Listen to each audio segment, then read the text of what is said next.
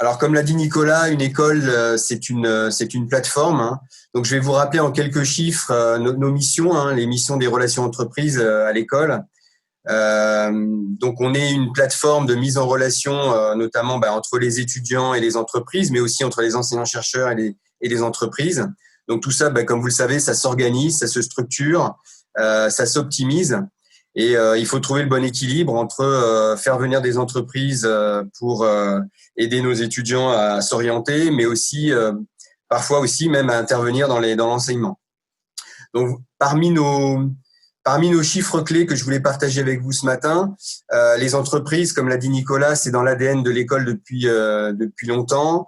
On est une école d'application de l'X, on est sous tutelle du ministère de l'économie. Donc, on fait beaucoup de relations entreprises. On a, vous voyez, un chiffre d'affaires qui est assez conséquent, hein, 10 millions d'euros de chiffre d'affaires par an avec les entreprises. On a 37 partenaires marques employeurs, j'y reviendrai. On a des partenaires qui sont spécialisés dans la recherche.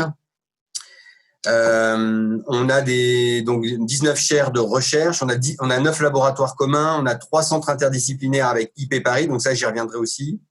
On fait à peu près 30 thèses avec des industriels, donc des thèses CIFRE par an. Voilà, on fait aussi du transfert de technologie avec de la propriété intellectuelle. Voilà, on a des brevets. Donc, on est une école qui est très orientée vers l'extérieur et on souhaite continuer parce qu'on pense que c'est comme ça que on créera de la valeur pour les étudiants et la société et les enseignants-chercheurs aussi. Donc, nos missions, vous les connaissez, mais je les rappelle, hein, sécuriser l'insertion professionnelle de nos étudiants. Ça, c'est très, très important. Renforcer l'adéquation de nos formations avec le monde économique. Là, on compte sur vous, bien sûr, pour mettre à jour nos formations, hein. Il faut que ça évolue en fonction aussi des thématiques, des outils, des besoins. Valoriser nos talents, nos formations et nos actifs, ça, c'est aussi important.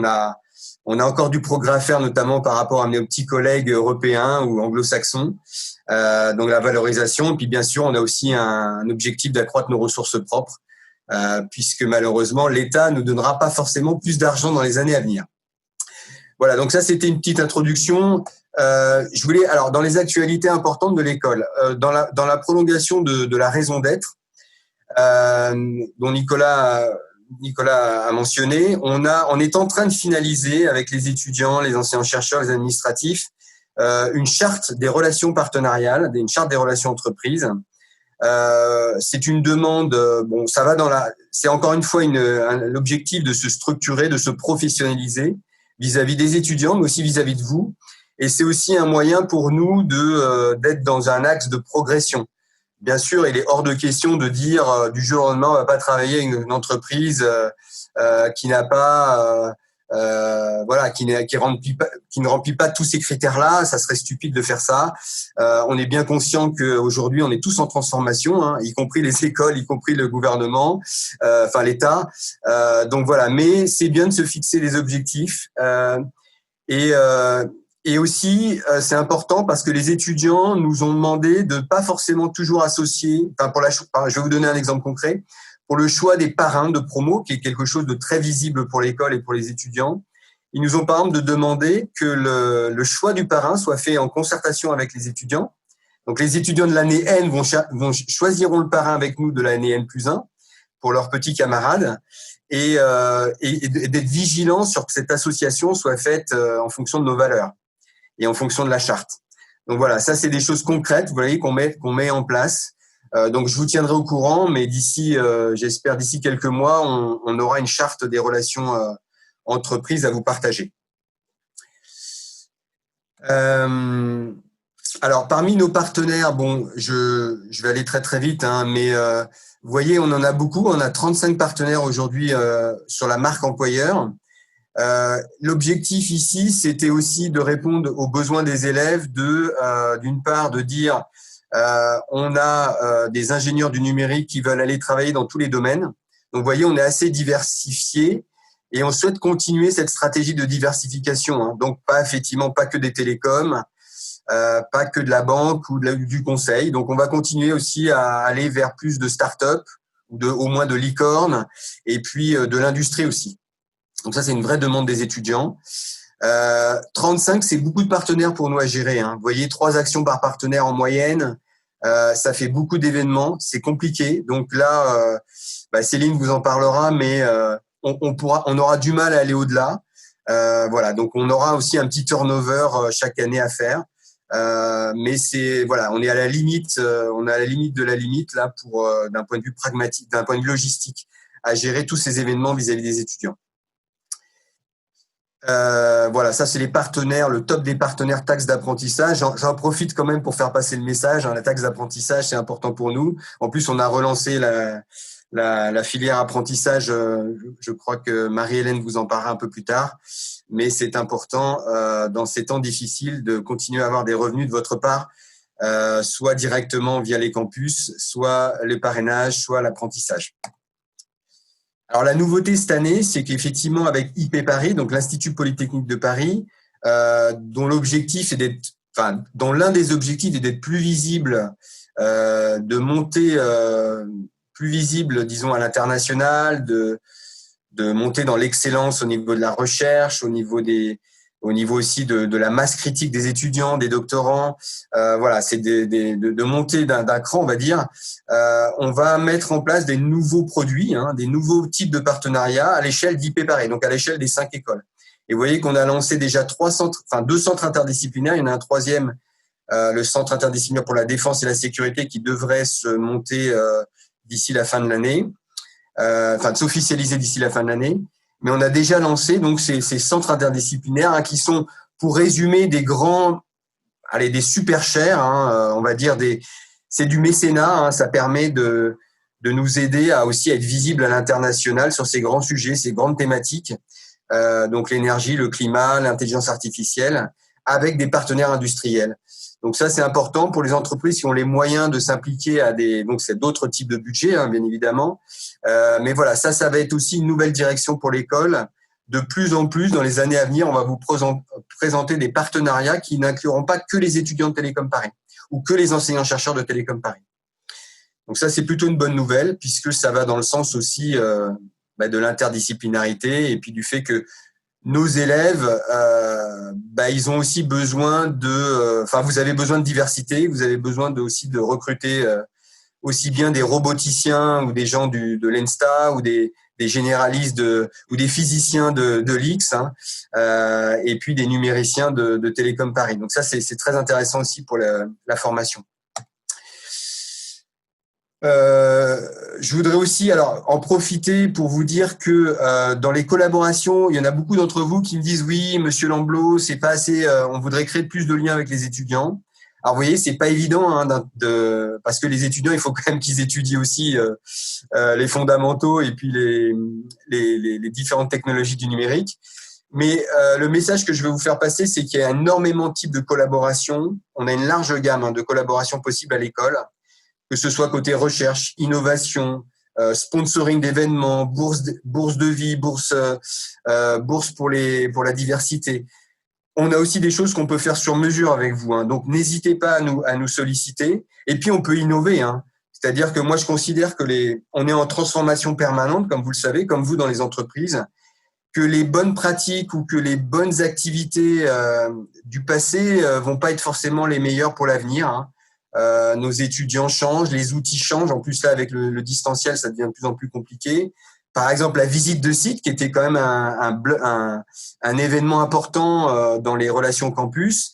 On sait que la visite de site en virtuel, elle est un peu moins sexy, donc il va peut-être inventer et faire d'autres types d'événements. Donc voilà, je vous fais passer le message.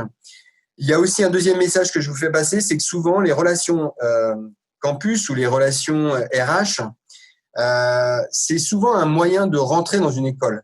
Et vous êtes aussi c'est une porte d'entrée. Et ça nous permet aussi de créer des relations avec vos équipes recherche, innovation. Et c'est aussi pour vous un moyen de casser les silos dans vos entreprises. Je sais que ça existe. Moi, je viens du privé. Et donc ça nous permet de dire, on commence par un petit partenariat campus. Et puis derrière, on veut explorer une chaire d'enseignement. Ou alors, pourquoi pas faire quelque chose de plus en lien avec l'innovation. Donc, n'hésitez pas. Moi, je travaille aussi sur ces différentes dimensions-là. Donc justement plus côté recherche, innovation, incubateur, pourquoi pas aussi executive education, beaucoup d'entre vous ont des alumni à nous qui veulent continuer à se former tout au long de leur carrière. Voilà. Donc toute une gamme de produits et on va aussi continuer à se professionnaliser dans ces domaines-là. Alors, je vais passer aux étudiants parce que c'est comme ça qui vous intéresse. Alors, par rapport à l'année, alors on n'a pas pu finaliser cette année malheureusement notre enquête Premier Emploi 2020. Hein. Donc, je vous ai ressorti l'enquête Premier Emploi 2019. Bon, je pense que d'une année sur l'autre, ça change très très peu. Hein. Ce qui va être intéressant, c'est de regarder la tendance à 10 ans. Donc voilà, nos étudiants, où ils vont, qu'est-ce qu'ils font, quel type de métier et quel type de salaire. Donc, je vous ai résumé ça dans un slide. Donc, vous voyez, c'est assez diversifié en termes de type d'entreprise. Hein. On a en gros un tiers de PME, un tiers d'entreprises de taille moyenne, d'ETI et un tiers de grandes entreprises. On a peu de start-upers, mais on y travaille. On va promouvoir de plus en plus l'entrepreneuriat à l'école. Par contre, on a des étudiants qui reviennent 5 ans après, par exemple, à l'incubateur. Ça, on en a de plus en plus. Après une première, une deuxième expérience en entreprise. Les salaires sont toujours excellents. Je trouve ça impressionnant. Tant mieux. Pour nous, le numérique a le vent en poupe. Et je pense qu'avec la crise du Covid, ça va s'accélérer encore plus. Et vous voyez, dans les grandes entreprises, il y a un peu de tout.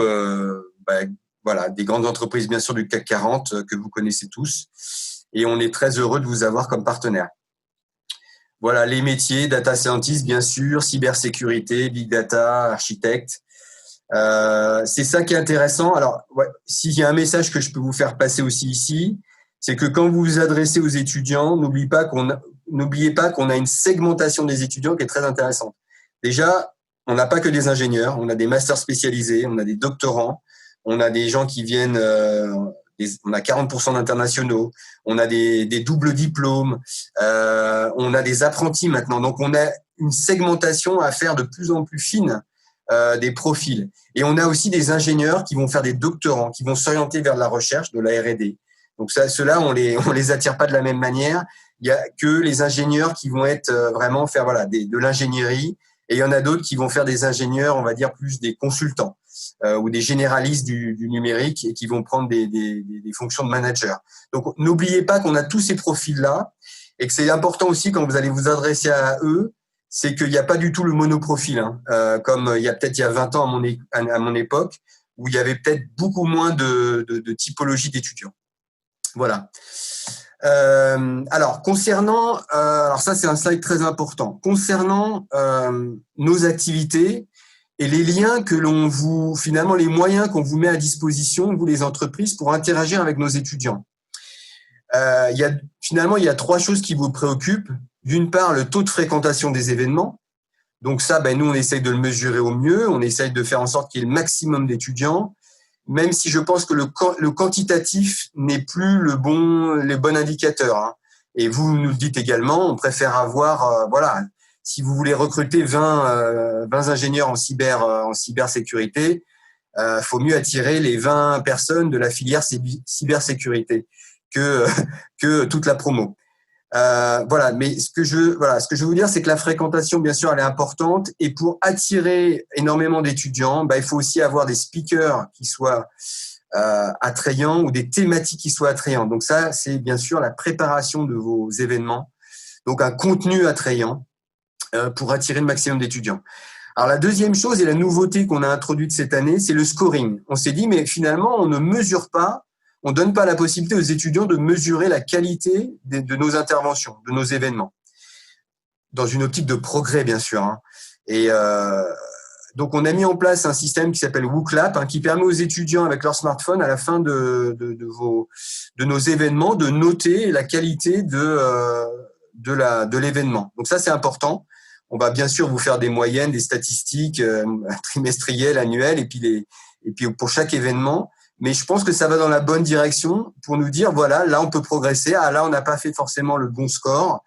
Mais vous voyez, ça, c'est intéressant. Ça va nous permettre aussi de progresser sur la typologie des contenus ou des speakers que vous mettez en avant dans ces conférences. Et puis, bien sûr, le dernier KPI qui est important pour vous, qui n'est pas toujours facile à mesurer, c'est effectivement, est-ce que ça se traduit par des stages ou des recrutements? Alors là, pareil, je fais passer un message. C'est pas parce que vous avez 150 étudiants dans une conférence avec un score de 5 étoiles, que ça se traduit par 10 CDI et 5 stages.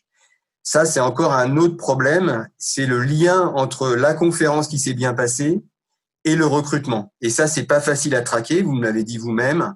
Est-ce que déjà, il y a le jour J, il y a les stages de proposer, comment on fait le lien? Là, il y a un vrai sujet et je crois que Céline vous en donnera plus d'infos là-dessus. Mais le taux de transformation peut être amélioré, je pense. Il y a de la déperdition entre finalement un événement qui se passe bien, vous avez finalement des étudiants qui veulent rentrer chez vous, et puis 3 semaines plus tard, il ne s'est rien passé, et là, vous perdez l'étudiant. Donc là, il y a un vrai sujet. Mais vous voyez, on va essayer de mesurer tout ça, encore une fois, dans une optique de professionnalisation, et on le doit aux étudiants, je pense, aussi, parce que les étudiants nous disent à l'oral souvent, oui, là, j'ai aimé, j'ai pas aimé, c'est compliqué d'avoir des feedbacks à l'oral de 2-3 étudiants. Là, on va essayer d'industrialiser tout ça. Alors justement, et moi c'est le dernier slide, je crois. Voilà. Avant de passer la main à Céline, important de travailler, vous le savez, votre contenu, l'expérience utilisateur avant l'événement, pendant l'événement, après l'événement, c'est très important. Un étudiant aujourd'hui, il a le choix d'aller partout. Vous voyez, déjà rien qu'à l'école, il a 35 partenaires et après il peut aller bien sûr aller ailleurs. Donc, faites attention à votre audience, comme je l'ai dit, la segmentation de votre audience, le contenu, votre speaker. Un alumni qui est un bon speaker, c'est bien sûr l'idéal, mais un alumni qui n'est pas un bon speaker, il faut mieux peut-être pas prendre un alumni. Pensez à l'interactivité, ça c'est un reproche qui nous a été fait par les étudiants, pas assez d'interactivité dans les conférences que l'on propose. Et faire le lien, bien sûr, comme je l'ai dit, avec vous, les RH, avec les stages, mettre en avant vos valeurs, votre raison d'être, votre vision, les challenges technologiques que vous proposez au sein de votre entreprise. C'est très important, vous le savez, les étudiants sont en quête de sens, mais qu'est-ce que ça veut dire chez vous, la quête de sens? Ils sont en quête de challenges technologiques aussi, d'innovation, donc ça c'est important de le mettre en avant. Voilà, donc on en revient toujours à la même chose, mettez en avant ce que j'appelle les USP ou les UVP en anglais, vos Unique Value Proposition, ce qui vous fait être unique sur le marché.